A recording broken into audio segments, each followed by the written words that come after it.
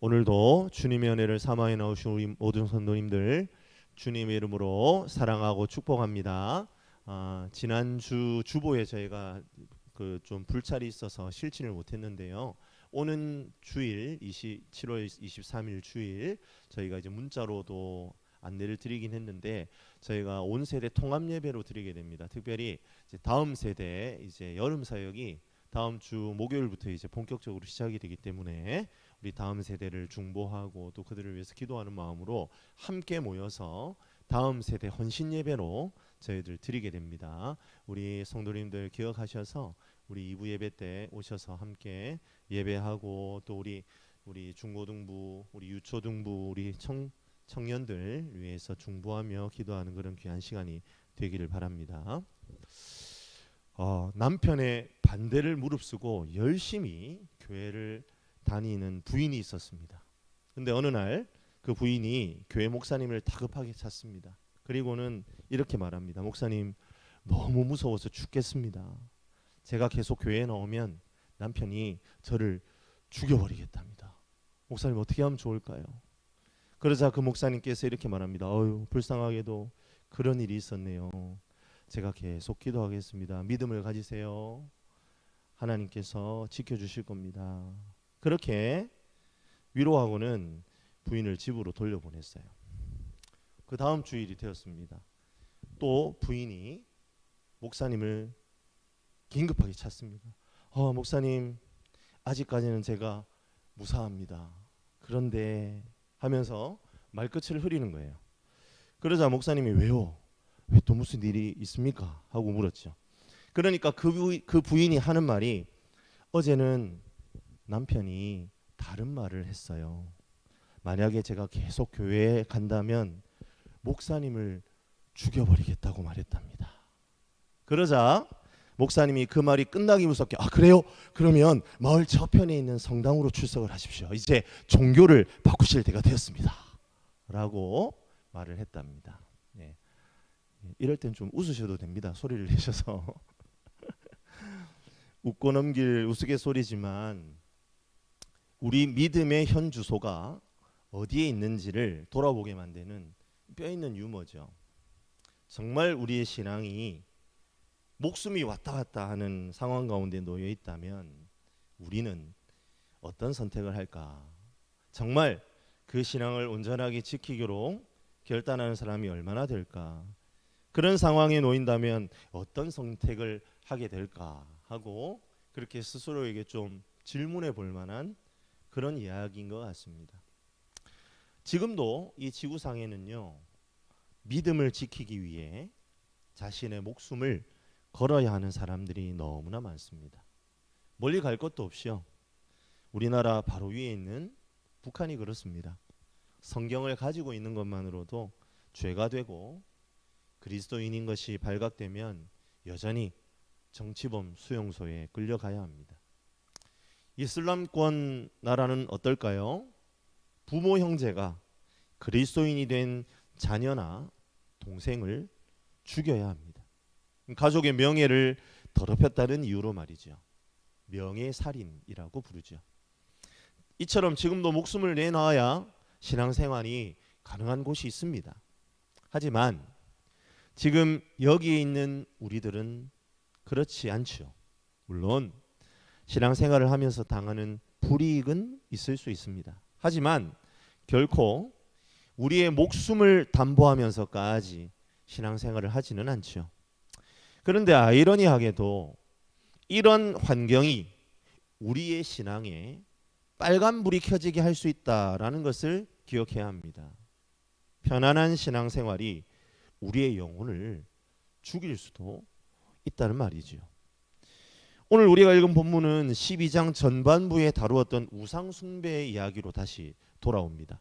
이스라엘 백성들에게 가나안 정복 전쟁은 땅만 정복하는 것으로 끝나지 않습니다. 정복 전쟁은 가나안 땅의 모든 문화적, 종교적 뿌리를 제거하는 데까지 나아갑니다. 그 문화에 젖어들어서도 안 되고 거들떠 보아서도 안 됩니다. 그런데 하나님께서는 너희들이 가나안의 이방 문화에 젖어들 가능성이 있다, 그렇게 말씀하시는 거예요. 어떻게 하면 이런 일이 일어날 수 있다고 말합니까? 너희가 철저하게 깨어 있지 못하면 가나안 족속들과 똑같이 된다는 겁니다. 이스라엘 백성들이 정복한 땅에 들어가서 우상 숭배에 빠지게 되는 이유를 오늘 본문 30절은 이렇게 말해요. 멸망한 그들의 자취를 밟아 올무에 걸린 것이라고 말이죠. 왜 멸망한 자들의 자취를 밟게 될까요? 끊임없이 근신하고 깨어있지 않기 때문입니다. 이스라엘 백성들은 기억했어야 했어요. 땅을 정복하는 물리적 전쟁이 끝난다 할지라도 문화적, 종교적 뿌리를 뽑아내는 영적 전쟁이 있다는 사실을 말이죠. 하지만 애석하게도 그들은 그것을 잊어버리고 말았습니다. 그리고 먼 훗날 아수르와 바벨론의 차례로 멸망당하죠. 사랑하는 성도 여러분, 우리는요 영적 이스라엘입니다. 오늘 말씀에 나타난 명령과 경고는 동일하게 우리에게도 주어진다는 말이죠. 우리도 망각하면 멸망의 길을 걸을 수도 있음을 기억해야 합니다. 이 시간 우리의 마음을 다시 한번 돌아보고 바로 세우는 귀한 시간이 되기를 주님의 이름으로 간절히 축복합니다. 하나님께서는 하나님의 백성들이 매 순간 깨어 있어 실수하지 않기를 원하십니다. 오늘 본문 29절에 하나님께서는 너희가 가나안 땅의 모든 민족들을 멸절시킬 것에 강조하십니다. 너희가 그들을 다 쫓아내고 그 차지한 땅에 거주하게 된단 말이죠. 우리 29절 말씀 같이 한번 한 목소리로 읽어볼게요. 같이 읽습니다. 내 하나님 여호와께서 내가 들어가서 쫓아낼 그 민족들을 내 앞에서 멸절하시고 내가 그 땅을 차지하여 거기에 거주하게 하실 때에. 오늘 본문 29절은 우리가 읽은 본문 전체의 출발점이 되는 거죠. 그러니까 너희가 앞으로 살아가게 되는 가나안 땅은 너희에게 주어진 땅이라는 말입니다. 이전에 있었던 사람들이 다 멸절될 것이기 때문에 너희는 더 이상 그들을 두려워할 필요가 없어, 딱 선언을 하시는 거예요. 그러하기에 자연스럽게 그 땅을 차지하고 있던 족속들의 문화와 종교 또한 따를 필요가 없습니다. 가나안 족속들이 가지고 있던 문화와 종교는 철저하게요 마귀에게 사로잡혀 있는 문화와 종교였어요. 이런 종교의 특징은 어떻습니까? 귀신에 대한 두려움에 기초하고 있다는 것입니다. 그래서 귀신이 자신들에게 손해를 끼치고 불이익을 주기 전에 미리 손을 써서 그 귀신을 달래야만 한다는 강박관념에 사로잡히게 만드는 종교가 바로 가나안의 종교였습니다. 그런 강박관념에 사로잡힌 나머지 어떤 일까지 저지르게 됩니까? 31절에 자녀를 불살라 그들의 신에게 드리는 악행도 서슴지 않게 되는 거죠. 사랑하는 성도 여러분, 만약 그들이 참 생명의 주인 되시는 하나님을 놓치지 않았다면 그런 악행까지 이르렀을까요? 믿음 없이 하루하루 살아가니까 하루하루가 두려워서 결국 우상을 섬기고 거짓된 우상의 사제들이 시키는 대로 자기 자식을 죽이기까지 하는 더 깊은 미신에 빠질 수밖에 없었습니다. 지금 이 시대를 살아가는 우리들을 사로잡고 있는 가장 부정적인 감정은 바로 불안과 두려움입니다. 왜 불안과 두려움에 사로잡힐까요? 하나님 모르고 살아가기 때문입니다. 시대를 불문하고 하나님을 알지 못하는 세대는 결국 미신의 종이 되고 정욕의 노예로 살아갈 수밖에 없습니다. 반면에 하나님을 알고 그분을 신앙하는 성도들은 전혀 불안해하거나 두려워할 필요가 없습니다. 우리에게는 사탄의 저주나 속임수 따위는 통하지 않기 때문입니다. 가나안 땅으로 들어가는 이스라엘 백성들은 자신을 대신하여 싸우는 만군의 여호와 하나님께서 계시기에 아무런 두려움도 불안도 발붙일 수 없습니다. 그러하기에 하나님은 과감하게 그 땅의 우상과 음란의 문화를 다 던져버려라 선언하십니다. 그리고 하나님을 향한 예배는 그 모든 것을 다 던져버리고 쓸어버린 후에 오직 하나님께만 올려드려야 하는 것이다. 그렇게 말씀하고 계시는 거예요. 하지만 우리가 알다시피 이스라엘 백성들이 어떤 잘못을 저지르게 됩니까?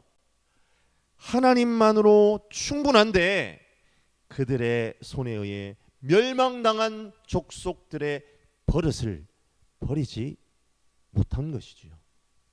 그 결과는 무엇이었습니까? 혼합 종교입니다. 하나님께 제사도 드리고 다른 한 곳에서는 자신의 자녀를 불태워 드리는 제사도 드리는 거예요. 왜 이런 이중적인 행위가 벌어지는 겁니까? 이 세상을 바라보니까 너무나도 악하고 경쟁적인 거예요.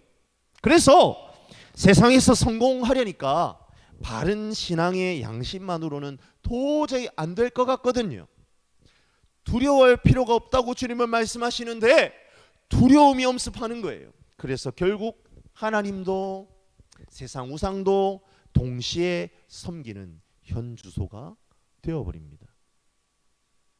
21절 말씀을 묵상하다가 이런 생각을 한번 해보았습니다. 이 시대에도 자녀들을 불살라 거짓 신들에게 바치는 일이 있을 수도 있겠다는 생각입니다. 물질의 신에 사로잡히고 세상적인 성공을 거두어야만 행복할 수 있다는 생각에 사로잡힌 부모들이 세상적인 성공을 위해 자녀들의 신앙적 양심을 훼손시키는 겁니다. 주일에 자녀들을 교회에 안 보냅니다. 인성은 뒤로 한 채 세상 학문에 더 열을 올립니다. 결과는 어떻습니까? 자녀들의 영혼을 물질의 신에게 파는 겁니다. 그렇게 살아온 자녀들 어떻게 될까요? 그러한 치열한 경쟁 가운데에서 하나님을 붙잡음으로 승리할 수 있다는 것을 배워본 적이 없으니까 조금만 좌절하게 되면 극단적인 선택을 합니다. 스스로 목숨을 끊어버린 그런 안타까움이 벌어지는 거죠. 결국 부모에 의해 공중권세 잡은 사탄에게 제물로 바치는 꼴이 되어버립니다. 수능이 끝나면 저는 좀 간절하게 기도가 됩니다. 하나님, 이번에 그런 일이 없도록 하나님 좀 도와주세요. 그런데 어떻습니까? 어김없이 그런 아픔들을 우리가 많이 보게 되지 않습니까? 사랑하는 성도 여러분, 우리는 신앙생활을 낭만적인 그 무엇으로 보아서는 절대로 안 됩니다. 다른 여러 종교 중에 하나를 선택하는 종교 생활이 아닙니다. 세상이요 호락호락하지 않아요. 그러하기에 하나님이 하늘로부터 부어주시는 힘과 능력, 참 평안으로 우리의 삶을 충만하게 채워야 합니다. 그렇지 않으면 실패합니다. 그래서 우리의 예배는 치열한 영적 전쟁일 수밖에 없습니다. 제가 지금 금요 이 시간을 통해서 예배에 대한 연속 설교를 계속하면서 강조하고 있는 부분이지만 단순히 예배를 지금 우리가 앉아있는 이 공간에서 드리는 종교 행위로만 한정하시면 안 됩니다. 그렇게 예배를 생각하기 때문에 예배를 영적 전쟁으로 인식하지를 못해요.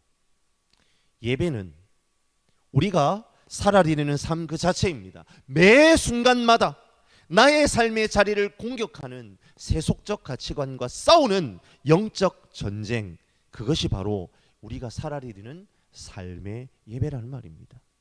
가령 교회도 다니고 봉사도 열심히 하고 심지어는요 어린 영혼들을 가르치는 교사인데요, 가령입니다. 점집에 가서 점을 칩니다. 제가 좀 과격한 예를 들었나요? 아유 목사님 설마 그런 이상한 일이 있으려고요.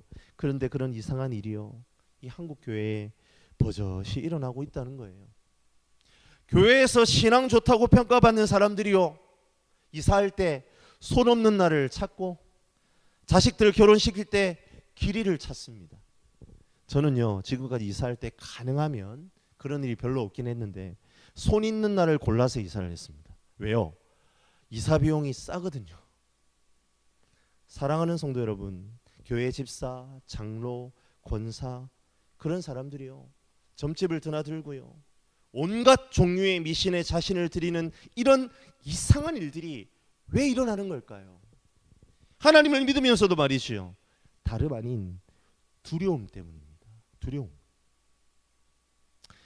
하나님께서 오늘 본문 말씀을 통해 가르쳐 주시는 것은 단순히 눈에 보이는 성만 차지한다고 해서 가나안 땅을 정복하는 것이 아니라는 말입니다. 이스라엘 백성들은 진정한 예배의 가치를 세우고 철저하게 그 땅의 우상과 미신을 몰아내는 영적 전쟁을 치러야 했습니다. 그래야만 가나안 땅을 확실하게 차지한 것이 된다는 말이죠. 이 시대를 살아가는 저와 여러분들도 다를 것이 하나도 없습니다. 예수 믿고 새 생명을 얻으면 그것으로 끝이 아닙니다. 선한 싸움이 여전히 남아 있습니다. 악한 세상이 있습니다. 성도의 삶은 그 악한 세상 가운데에 복음의 빛을 가지고 상륙 작전을 감행하는 것과 같습니다.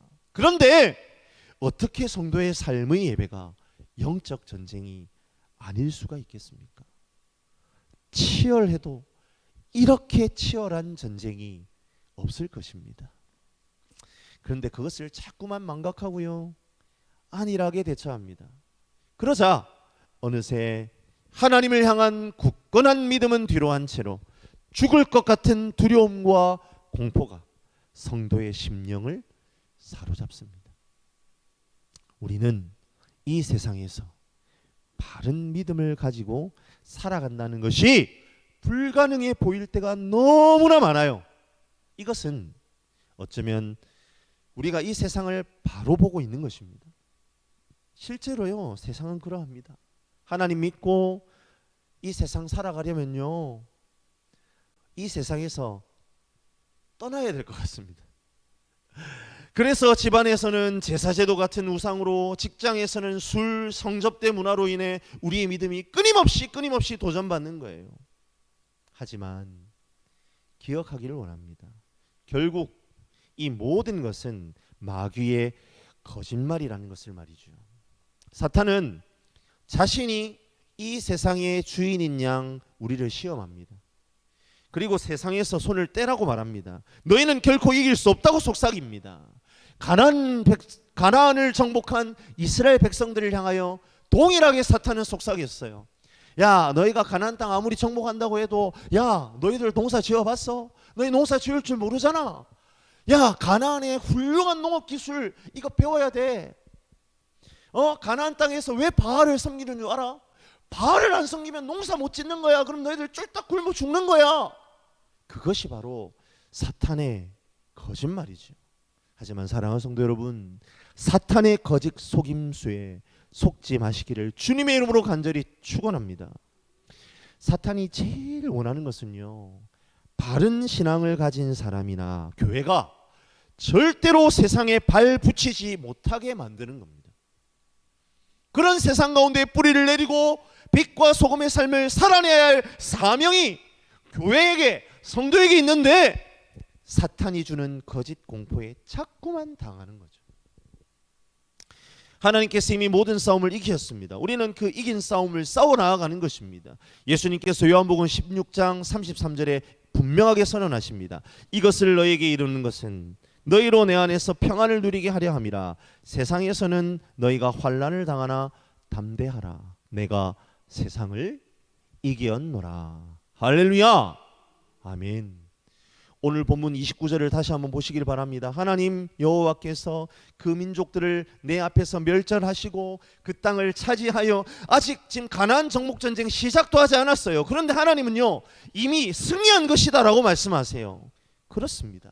하나님은 이미 사탄의 세력을 이기셨습니다. 그렇기 때문에 세상은 결코 사탄의 것이 아닙니다. 모든 우주 만물이 다 주님의 것입니다. 주님이 세상을 다 이기셨습니다. 사랑하는 성도 여러분, 그러하기에 하나님께서는 우리에게 한 가지를 요청하고 계십니다. 성경적 신앙으로 이 세상을 싸워 나아가라. 그것이 바로 우리 주님의 요청입니다. 그것이 다름 아닌 바로 예배라는 사실을 믿고 나아가는 저와 여러분들이 되시기를 주님의 이름으로 간절히 축원합니다.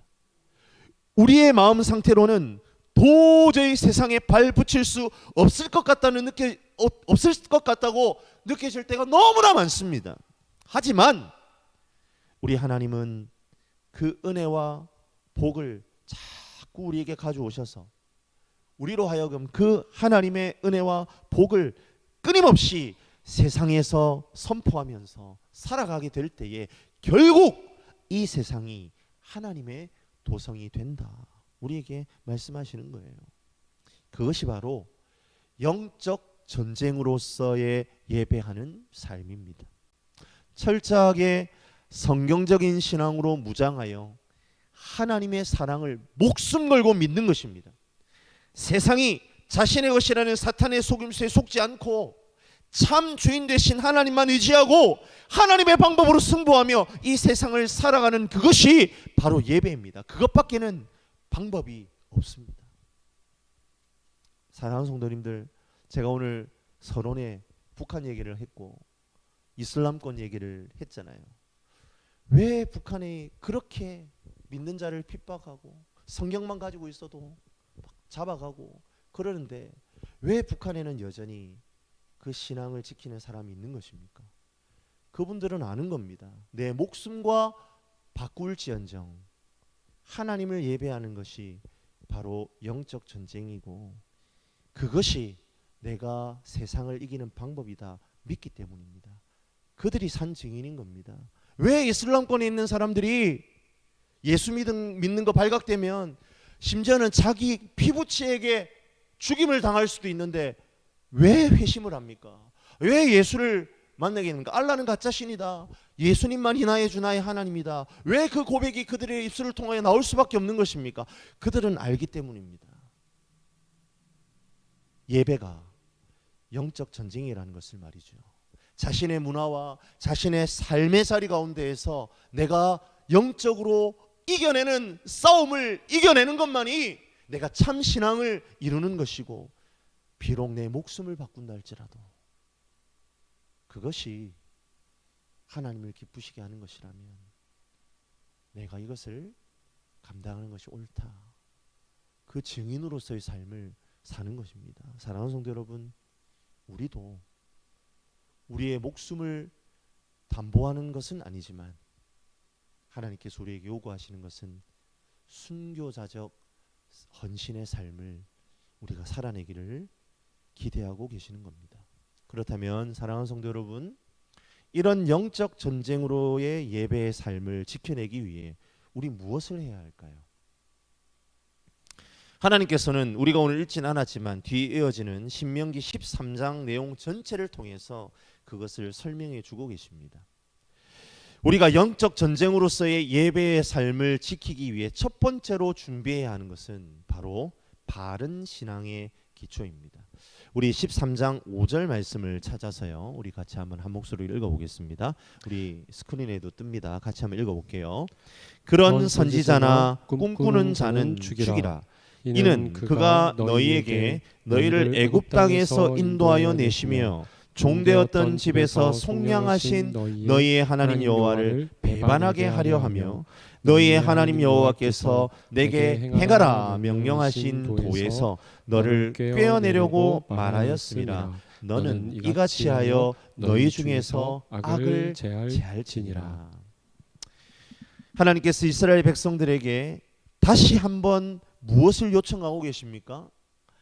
하나님께서 이스라엘 백성을 애굽 땅에서 건져내어 하나님의 백성으로 삼으셨다라는 이 사실을 확고하게 할 것을 요청하고 계십니다. 이스라엘 백성들이요, 가나안 땅에서 성공하려면요 두 가지를 해야 했어요. 한 가지는 뭡니까? 눈에 보이는 성을 점령해야 했고요. 다른 하나는 하나님의 은혜와 능력이 계속 이스라엘에 공급되게 하는 것이었습니다. 그런데 결국 이 두 가지는요 하나입니다. 하나. 왜냐하면 이스라엘 백성들이 바른 믿음을 가지고 나아가면 하나님께서 가나안 성도 차지할 수 있게 해 줄 것이다. 그렇게 약속해 주셨기 때문이죠. 결국 나를 백성 삼으신 분이 바로 하나님이시다라는 그 확고한 신앙의 기초가 없는 성도는 실패할 수밖에 없다는 겁니다. 우리가 성경적인 바른 신앙의 기초를 확고하게 하지 않으면 결국 마귀의 소리에 귀를 기울이게 되고 이 세상을 따라가게 될 수밖에 없어요. 이스라엘 백성들에게 그것을 경고하셨습니다. 방금 우리가 읽었던 5절 말씀에 선지자와 꿈꾸는 자에 대한 경고를 하십니다. 이 하나님의 바른 신앙의 기초가 없으면요, 가나안의 거짓 선지자들이 늘여놓는 예언이나 꿈꾸는 자가 이야기하는 거짓 환상에 귀가 솔깃해진다는 겁니다. 우리 믿는 자들도 마찬가지입니다. 우리들이 말입니다, 신앙적 기초가 우리의 마음의 중심에 없으면요, 우리는요 매일 흔들릴 수밖에 없는 겁니다. 세상에서 말하는 이른바 스펙을 쌓지 않으면 도태된다, 그렇게 말하는 속삭임에 흔들릴 수밖에 없습니다. 야, 그래도 야, 무슨 사업을 시작하려면 야, 너 그 고사 이런 거 지내야 돼. 야, 뭐 맡기면 어떡할 거야. 그런 말에 막 마음이 흔들린다는 거예요. 사랑하는 성도 여러분, 하나님의 말씀이 아니면 아무리 영향력이 있는 세상에 성공한 사람의 말이라 할지라도 그것이 하나님을 대적하고 하나님의 방법과 반대의 길을 걷는 것이라면 과감하게 갖다 버릴 수 있는 용기가 우리에게 필요합니다.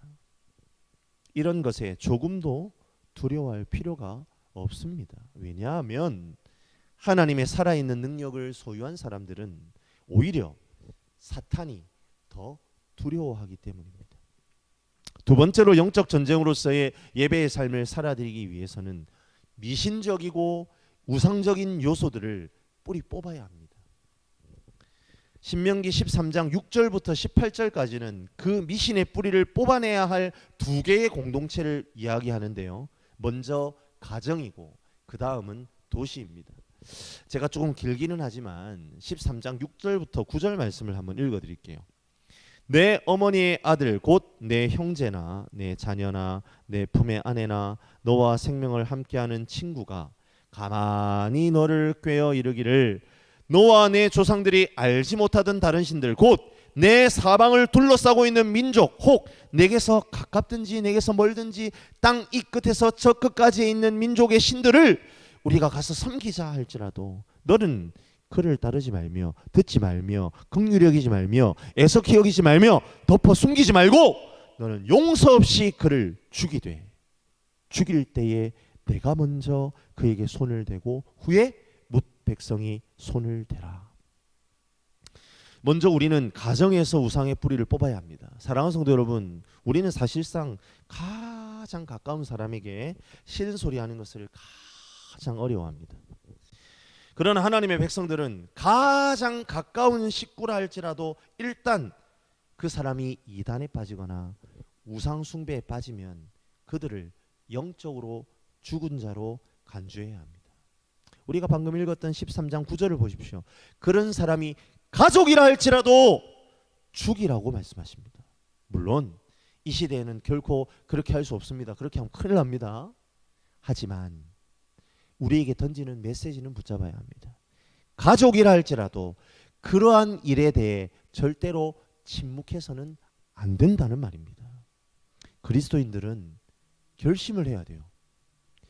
우리 가정은 하나님을 믿고 절대로 죄를 용납하지 않는다는 것을 선포해야 합니다. 가족 중 어떤 사람도 영육으로 음란의 죄에 노출되어서는 안 됩니다. 제사 용납하면 안 됩니다. 만약 이런 것을 용납하면 그것이 사탄의 교두보가 되어서 우리 집 전체를 공격하게 될 것입니다.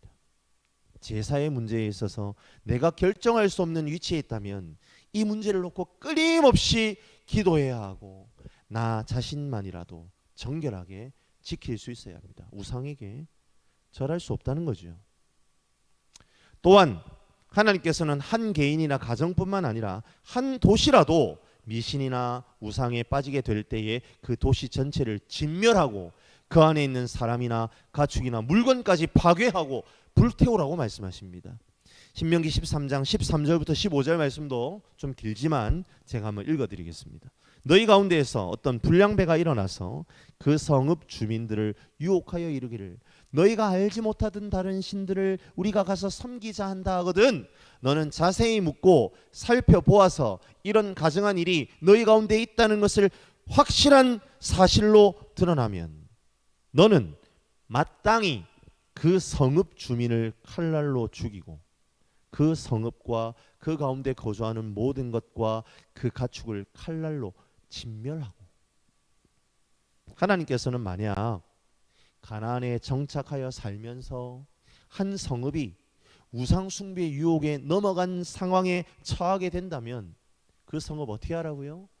진멸하고 그 후에 절대로 그 성읍을 재건해서는 안 된다 말씀하십니다. 그곳을 멸망의 상징으로 만들어 버리라는 말입니다. 물론 이 부분도 지금 이 시대에는 그렇게 할 수 없습니다. 그렇게 하면 큰일 납니다. 하지만 적어도 나와 관련된 영역 안에서라면 우리는 그렇게 할 수 있어야 합니다. 내가 건물의 소유주라면 내 건물이 죄에 사용될 수 있는 여지를 남겨서는 안 됩니다.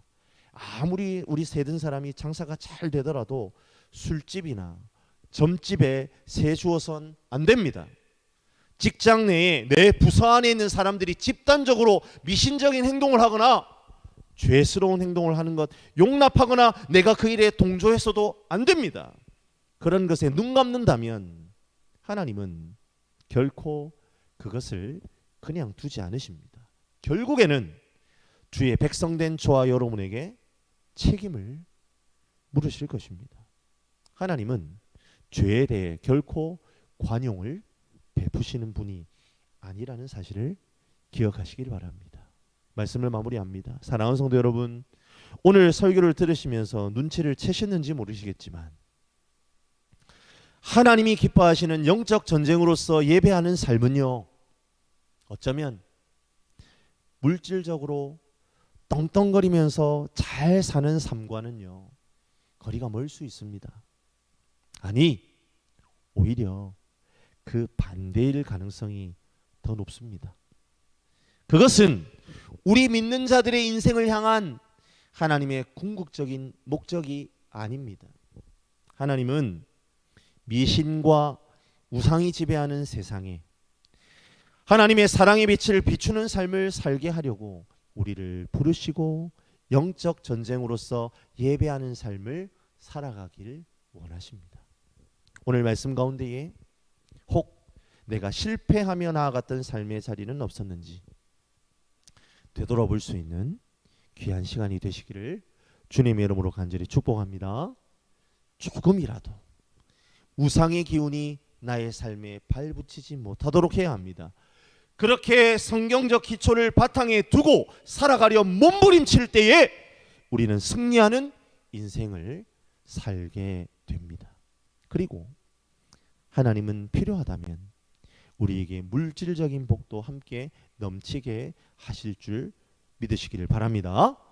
하나님을 예배하는 사람의 특권은 그 사람의 미래가 하나님 아버지의 손에 붙들리게 된다는 것입니다.